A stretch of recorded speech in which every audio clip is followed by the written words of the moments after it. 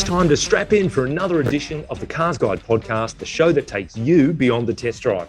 This is episode number 233, Which Road Rules Should Be Changed? I'm CarsGuide Deputy Editor James Cleary, and joining me today to look at the road rules, guidelines and laws that need to be changed yesterday, Managing Editor, Head of Video, Matt Campbell. Hello. And joining after he and his significant other have welcomed another Berry into the world, good to have you back, Senior Journalist Richard Berry. Woo, it's good to be back. Thank you very much. We'll also take a look at the fresh metal we've been driving this week and unearth the comment of the week.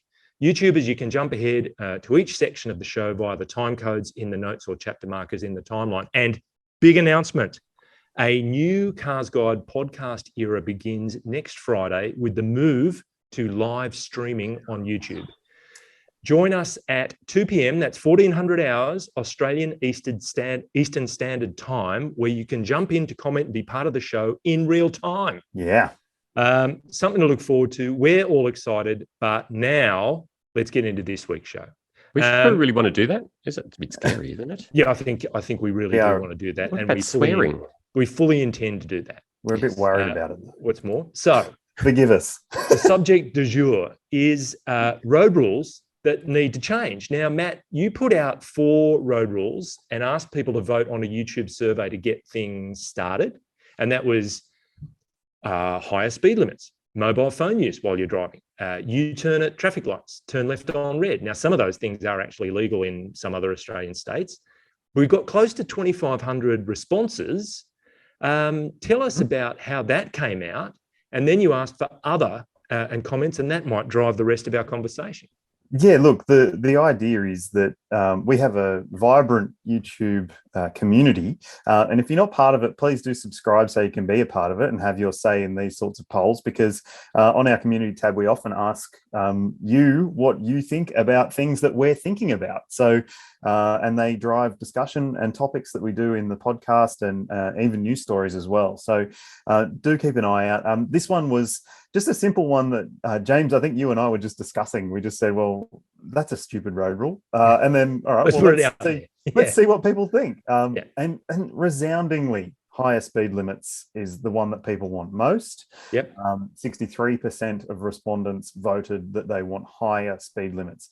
Now, personally, I don't know how you guys feel about it, but I think the speed limits in Australia are a joke. There are stretches of road where you can be doing 100 kilometers an hour and at oncoming traffic, and yet other times you're only allowed to do 40 k's an hour in that same scenario, which is just ridiculous. And you know, the road rules were the speed limits were set in the 70s, and technology and cars and trucks have changed a lot since then. Well, Matt, I'd say they were set earlier than that because, correct me if I'm wrong, I think we went to metrification in 1972 or the early 70s anyway. And that was just a straight swap of what was in place, which was 35 miles an hour and 50 miles an hour, on the highway. So it went to 60 kilometres and 80 km/h. So those guidelines had been in place for yonks. We've been running to the same speed limits in this country since, the dawn of time. Yeah. And I think I'm more referencing the freeway speed limits, 110. And 110, you go to any developed nation in Europe and 110 is just meandering along. So in Germany, obviously the Autobahn's unlimited in times. And I think that trucks should be limited to a lower limit so they don't always hog the lanes. I mean, there's a lot to annoy you about speed limits in Australia, 40 zones, 50 zones, 30 zones. There's even a 12 kilometre an hour zone near me, which is just, I don't know how you can limit yourself. It's a cycle path, isn't it, Matt? Richard, you're not immune from being angry about things. Where do you stand on the Berry temper scale on the speed limit thing? Look, I think definitely on the Hume Highway, which connects Sydney to Melbourne, there's definitely opportunities to go faster than 110. The road is really, really good. There's a gigantic medium strip between the cars going in opposite directions. It's a good road, plenty of good visibility. I reckon you could easily change that speed limit to 130, 140 without causing any issues. In fact, you probably see accidents and fatalities actually go down, because at 110 for hours and hours and hours, I think drivers get a bit dozy. Well, and it's interesting. higher speeds are a bit more alert. In the States, as a partial response to the oil crisis in the 70s, there was a move to a 55 mile per hour, they called it the double nickel, 55 mile per hour national speed limit. And that was a real factor, that people were setting the cruise, and just it was so mind-numbingly boring that people were suffering with attention behind the wheel. But our mate Cranini won in one of the comments for the survey, made the valid point that a speed limit of 130, to your point, Richard, would save approximately 2 hours of travel time between Sydney and Melbourne. Now, that's not just a factor for private people. It's like transport industries. Imagine how much more efficient and how much safer that might be if they could get along a bit quicker. And to your point too, Matt, the differential between trucks and cars, you'd want to make cars able to go a little bit faster so you don't get that clumping factor where you just have big groups of trucks, cars across 3 or sometimes more lanes, all going at the same speed. Yeah, if it was me, if I was running the road rules of Australia, I would have trucks set at 100 and not allowed to use anything but the left lane. Unless there's 3 lanes, then they can use the middle one. That would be my approach to it, because I just think that trucks are more of a danger on the road than people actually understand. They are up to 50 tons. Yes. And you're driving 1.5 tons of metal, maybe 2, so it's something that people don't really consider. And it's just one of those things that is a bee in my bonnet. But there were other things in people's bonnets that were buzzing around, like one of the ones that I think all of us would just applaud if any state decided that it was okay to just do it all the time, is turn left on a red. Yes. It's just the silliest thing. If nothing's coming, why are we waiting? Just go. I reckon that should just apply for all traffic lights. Nothing's coming, it should become a stop sign. It opens up a broader philosophical question, doesn't it? Why do we stop at any traffic light? Because we all agree that it's a good idea and that it's probably going to keep us safe. Yes. However, within that construct, there are certain areas where you go, oh, look, this is mad. Why am I sat here looking at a red light and there's no one else around? Although in America, the one thing that really got me were the intersections which needed traffic lights but have got stop signs. Yeah. So it's whoever arrives at the stop sign first. But when you've got multiple people arriving, it's like, who goes first? It's so dangerous. So traffic lights are pretty good. Roundabouts are good too. I think roundabouts are the solution to everything. I think there should be a sign at those intersections just says "Who dares wins." Yes. How good. One point I noticed, it's kind of aligned with our conversation about speed limits, was Josh in the city said, "Keep out of the right lane unless overtaking, punishable by public flogging." Which I think is an interesting take on how those rules may be enforced, because at the moment, clearly they're not. They're just not enforced. I hate how cops will just sit in the same spot on a freeway waiting for someone to drive past at 121 and book them, rather than actually sit in the traffic and booking people who are sitting in the right-hand lane or just driving like dicks. Right? That's right. Like, seriously, just waiting for people to go over the speed limit's not saving anyone's life. Yeah. All right. So far, we've lifted the main dual carriageway speed limit to 130, let's say. Yep. We've got people who are able to turn left on a red at an intersection when it's safe to do so. Oh, just go on red. Yeah, we'll just say go on red. It's so good. Oh, okay, go on red. Okay, if there's nothing coming, you're fine. Just roll it. All right, cool. Now, we had a couple of commenters say that they were heartened to see that only a couple of % of people thought that mobile phone use while they were driving is a rule that should be changed. And Blind Freddie could see that it's a good idea not to have people talking on the phone while you're Blind Freddie's not allowed to drive, though, is he? He's not. No, well, in New South Wales. I think maybe certain Queensland states and territories can. But another person put an extension on that and said you shouldn't be able to smoke while you're driving, which is really about the broader thing of distracted driving as opposed to just focusing on mobile phones. Well, we've got a whole section, and our esteemed producer, Matt Pritchard, is often the star of them, of Is It Illegal? You go to CarsGuide website, we've got a whole series of Is It Illegals. And you can be done for even eating while driving as if you don't have proper control over a motor vehicle. So, I mean, it depends. I knew a girl once who used to eat her cereal on the way to work, and she'd eat it in a dog bowl with a spoon in a lap, a dog bowl because it was flat, right? So she'd have a Fruit Loops as she was driving. There's a line in there, but I'm not going to. Okay. Yeah, so if you don't have full and proper control over a vehicle, the cops can get you, and that can be even smoking if you're smoking a peculiar way. Yeah, I would say the other thing about that is like driving with any screen, a touchscreen media system in a car is a distraction. All the sensors and warnings in a car are a distraction from what you should be doing, which is concentrating on the road. Mobile phone use, obviously, it's not a smart thing to do, to use a mobile phone, especially if you're holding it in your hands. That's illegal. It's, if it's in a cradle, I think it's still going to be a distraction. But then again, so is the little voice on the sat nav that says, turn left, or school zone, or whatever you're coming up to. What if you're using Lexus's media system while trying to drive? Yeah. Well, a lot of the new ones are better. But they've got touch screens there. They're better. But even for example, the Mazda rotary dial for CarPlay. I think Audi has it as well. Yep.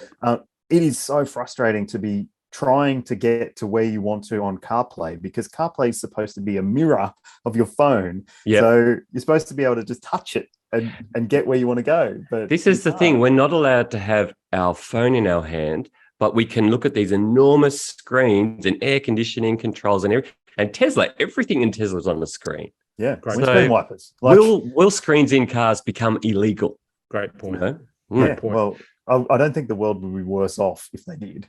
No. So, Look, another interesting one, photosynthesis came up with a comment that said, look, his suggestion is that IQ tests should be required to obtain a driver's license. There'd be a lot less cars on the road, that's for sure. It opens up some interesting civil liberties issues, but maybe if we could make it work somehow. Definitely. And in a similar vein, James Jones says instead of learning to pass a test, one should actually learn to drive. And I think we've been down that road a few times, and that relates to speed limits and lane discipline and all of those things. That it's all very well to say you can go faster, but unless people have, more comprehensive training under their belt, it might be an interesting debate about whether we can actually do it. Yeah, I think the way you can get a license in Australia is not the way that it should be done. And you learn your bad habits from your parents. Not just in driving, friend. Yeah, that's true. Yeah. But yeah, if your parent sit next to you and tells you, oh no, that's not how you do it this way, and if that's against what you've learned from your instructor or something like that, what are you going to do? You're going to believe your instructor or your parent? I believe my parent who says, look, it's a tight turn, depress the clutch, pull on the handbrake and turn the wheel to the right. It gets you around nice and quickly. You know what gets me? The underhand. Oh yeah. My wife does the underhand all the time. Yeah. And she gets it from her dad. Her dad does the underhand too. So explain the underhand, Richard. The underhand is the underhand. No, we're still talking driving here. The underhand is when she's turning the wheel, she sticks her hand underneath the steering wheel like that at the top and turns. I know that's not good. That is not good. Now, so the other one, what was the last one we put out there, Matt? It was U-turn at traffic lights. U-turn at traffic lights, which I understand is legal in Victoria. Maybe it's just Melbourne. I'm not sure. Yeah, so if unless it's signposted otherwise, it's legal there. Yeah. Illegal in everywhere else, as far as I can tell, to U-turn at a traffic light unless it says that you're allowed to. Right. And, it's probably one of the most commonly broken road rules that there is, because if there's nothing coming and you need to be going the other way, why aren't you just going to do it? Yeah, exactly. Like even when we were talking about this before we went to air, I was like, can't you do one? Yeah. And I lived in Victoria for a long time, and you could just do one anywhere. Yeah. And I just thought you couldn't do one if it said you can't. Yeah. Well, there's a point of yeah. view, irrespective of what you're talking about, road rules or other laws, that says if enough people are ignoring that rule or that law, there's something wrong with the law. Mm-hmm. Well, that's right. You know what I mean? That's like roundabouts, because, and we did the CarsGuide did a thing on how to use a roundabout properly. And the way you use the roundabout properly is not the way it's actually used. So you're not supposed to give way to your right. You're supposed to give way to the cars that are on the roundabout. But the way it actually works in practice is that everybody just gives way to their right. And it's an accepted rule that people have just done. I think it's another one of, who dares wins. There's it is bravado. It's a game of chicken. Who's actually going to give in? That's right. Yeah. Look, another one, another nice comment we had from Joe Powell. He's a subtle individual. All caps, 3 exclamation points. Use your bloody blinkers. Which is often directed at drivers of certain European brands, that there must be some fault with the relay in the blinkers. But that's I think they're missing the indicator fluid, most of them. Some kind of fault. What did I hear once? It's not illegal not to indicate. It's just not courteous. I think that's actually the rule. I actually don't think it's illegal.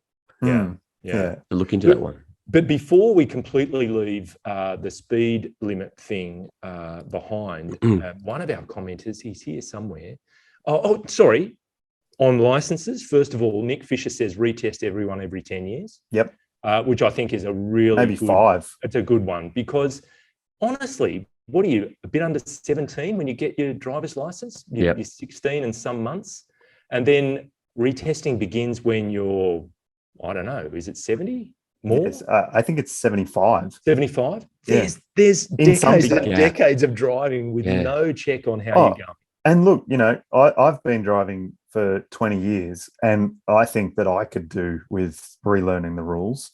I wasn't going to say anything. Well, last time I was in the car with you, I thought, this guy needs pretty scary retesting. But I think it's a really valid point that we should have to reset. A license isn't. It's not a right, it's a privilege, I feel, to be able to hold a license and to be able to pilot tons of metal around that could kill people. You should be liable, and you should have to pass a test regularly. So notwithstanding the fact that we've said that our licensing, our testing regime as it is insufficient in scope. We need to apply whatever we can over regular periods of time whilst other people are on the road. I think that's completely logical. Well, you look at the licensing procedures for, getting your Bobcat license, your forklift license, all these other things require more stringent testing. Whereas the most dangerous thing you'll do all day, and that is, pilot a motor vehicle.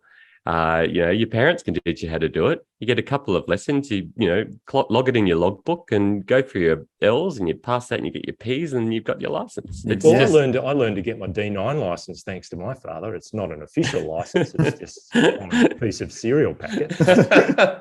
No, I thought, and people disagree with this, but I think part of getting your license should be doing a defensive driving course.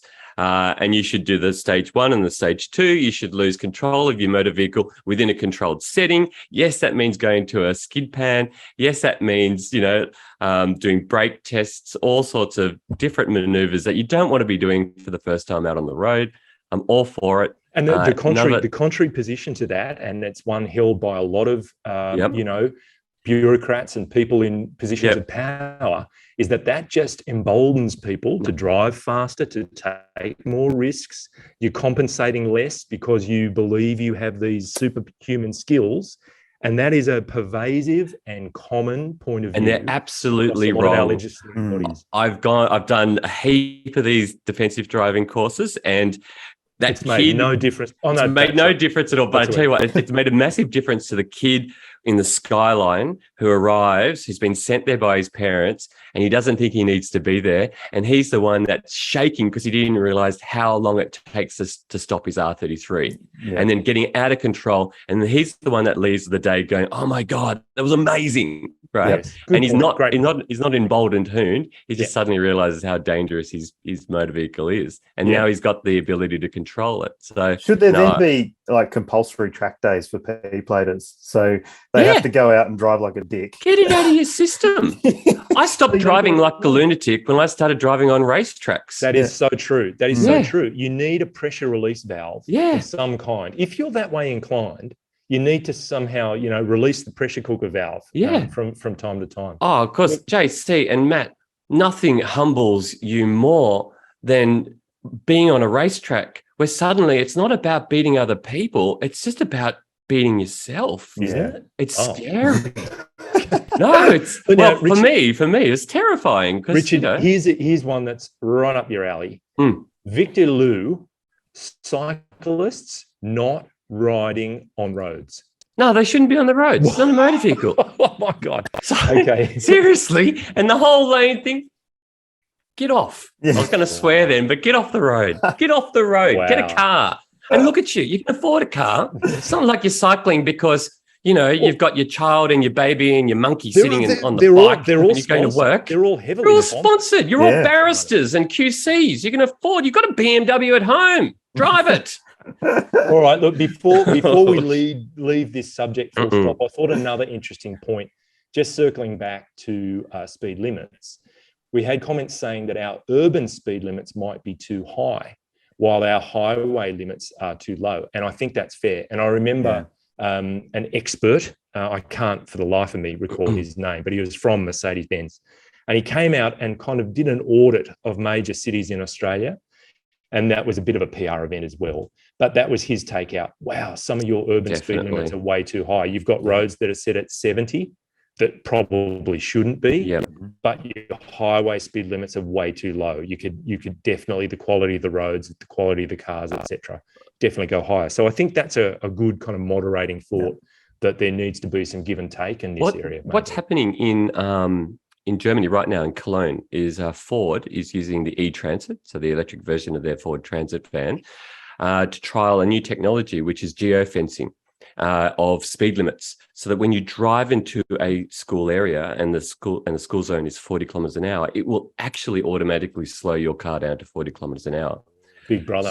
You can override it. So just like adaptive cruise control, you can hit the accelerator and it will disengage the geofencing speed. But I want to know what people think about having your car taken control of that way and reducing the speed. I've had an experience like that in Korea where I was driving a Genesis, and there was a speed camera coming up, and the speed that was set in the car was above what the speed camera was suggesting you should be doing. And so the car was on cruise control, and it slowed down 250 meters before the camera, went past the camera, and then sped back up to what the set speed was. Wow, that's ridiculous. That's crazy. Wow, that's pretty good. Just to finish off, I thought there was a very entertaining exchange between a few people in response to our survey. Dr. J. Thao, I hope I've pronounced that correctly, says, make the speed limit 160 on the M1. It's and Kylo Solo said, do you really want to see people in utes doing 160? And then Bill Gates comes back and said, yep, I feel any vehicle modern enough, brought up to high safety standards, should be allowed to. 160 might be a bit much, but at least 130. Why not? They do it in Europe. And then Serge XTFG says, my poor little Alto would prefer 110 to 120 maximum. And Bill Gates came back and said, nah, just get into it. It loves it. No way. The 1999 Subaru Foresters on the M1 just wouldn't be able to handle that type of speed. As we've said ad nauseum other times, people tend to find their own comfort zone. So the in Europe, the left-hand lane is very much for people who are on a mission, and the right-hand lane is for people who are happier at a lower speed and commercial vehicles and all that. And it seems to make really good sense. Anyway, let's leave it there. But speaking of comments, it would be good to get people's comments on all of that. Good discussion. Thank you, guys. Now we're going to move to our garage. and what we've actually been driving. Matt, could I start with you, please? Yeah. You mentioned driving in Korea. This is a Korean vehicle driven in Australia. Yes. So over the last couple of weeks, I've had a bit of time in the i30 Sedan N. So the first one was a manual, and at the same time, up here in the mountains with the big boss Mal, he had the WRX manual. That is his wrestling name, by the way. The big boss. The big boss Mal. You got to fight him last. Yeah. Yes. His walk-on song is Whitney Houston, I Always Love You. Yeah, I know. It's funny, that, isn't it? It is odd. It's very odd. So we decided that we'd go and just have a bit of a lash in these two cars, safe and whatever. But, we just wanted to see the difference in the way that these two brands have evolved to approach this enthusiast potential customer. And the i30 Sedan N it's like what most WRX buyers probably want the WRX to be, in that it's immature and it's fun and playful, and it pops and crackles, and you can adjust heaps of tech settings with it, like the suspension and the steering and the engine response and the exhaust noise and all that sort of stuff. And it's more like a computer game than the WRX. The WRX is more like a much more refined car these days. But JC, I won't take too much away from the WRX because I think you're going to talk about it. I am. But the i30N, I mean, I hadn't had any experience in the sedan to this point. I'd driven the hatch and the fastback, and I thought both of those were pretty good cars. I wasn't as big a fan of the sedan. I like the styling of it, but I just think that it's not quite as sharp a tool as it could be. The steering's a bit hit and miss. It's a bit heavy at times when you don't want it to be, and that's a lot of brands these days have their dynamic steering mode is just heavier. It isn't actually more feelsome. Yes. And then I love the pops and crackles though. Like I couldn't get enough of that, and it's something that I think is missing from the world of Subaru these days. Loving the pops and crackles almost as much as someone who eats cereal on their way to work in a dog bowl. Dog bowl. Yes. Yeah. Okay. That's cool. Fantastic. Thanks, Matt. Richard, you're next. Yes. You've been living with this vehicle over an extended period of time. Living in it at times. Tough times. It's a Crying babies cause different things. Yeah, it's true. Yeah. Yes, this is a long-term test car that we've got, which is awesome because normally we only get our test cars for a week. So it's like speed dating. You got to get to know them really, really quickly. You get to know them pretty well, but not as well as living with a car for we've had it for 3 months. It's the Mitsubishi Outlander rated the Exceed, which is just one down from the top. I know this car pretty well already. We did a comparison with it against Sportage and Tucson and Forester a little while back. I went to the launch of it, but nothing beats living with it long term. I love it. I love its big fat face. I like its Range Rover styling. It's got like a really high waistline and that sort of swept back roof, and I think it looks really good. So much better than the last Outlander. There are family-friendly items like the pull-up sunshades in the back. It was the car that we brought our daughter home from hospital in after being born. So, yeah, everybody has a first car they brought home in, and Mavis's first car was a Mitsubishi Outlander. Awesome. You might be able to see a little pic of her up there now if you're watching on YouTube. Things that I'm not particularly a fan of, the CVT, I really dissed it in my sort of short-term review of it. But do you know what? Living with a CVT in the city really is not a big issue. It's true. It's fine. It's fine. True. We haven't driven most motorways. The problem is it's supposed to be fuel efficient, but I haven't been able to get more than 450 kilometers out of a tank. Oh, wow. Yeah. Okay. 450. So, and that has been driving it month in, month out, month in, month out. And it's so regular in terms of its fuel visits that just the way I drive it, and that is just around town and, probably using a lot of fuel to drive my hilly area. Was that month in, month out, or month out, month in? Month in, month out. I just want to be clear. Yes. Okay, fantastic. Yeah, no, you don't want to get your ins and outs wrong. No. World of pain if you do that. Oh, it is. It is. Get a lot of trouble. All right. So far, you're in the positive side of the ledger. It's been honestly, it's been really good. It's a good family practical car. And yeah, look, no problems fitting a rearward facing baby seat. I gave it the thumbs down in my comparison test, but that was because I was sitting in front of the baby seat in the front passenger seat, but my wife's a normal sized person, so she doesn't have any legroom issues. So yeah, no, it's been good. It's going to be sad to hand it back, actually. Okay. So interesting. Yes, very good. Thank you, Richard. Now, as you alluded to, Matt, I've been driving the WRX. This is the TS Sportwagon. So you're talking nearly 58 grand before you've put it on the road. It's the 2.4 litre turbo petrol flat four, and it's with a CVT, 202 kilowatts, 350 Newton meters, which is plenty. And of course, it's all-wheel drive. The plus column for me, I think it looks good. You know, it's got finally some of that 2017 Visive performance concept car look is making it out into the wild. The CVT, I hear you, Richard. I think the CVT in this car, much and all as WRX and CVT seem to be an odd mix, it works pretty well in this car. The car is quick. It's got loads of safety. The way they treated a single screen for multimedia, we were talking about screens and distraction before. Subaru's penchant for having multiple screens, it's all gone away and there's just one. I also love a wagon. I just think a wagon is a really great format.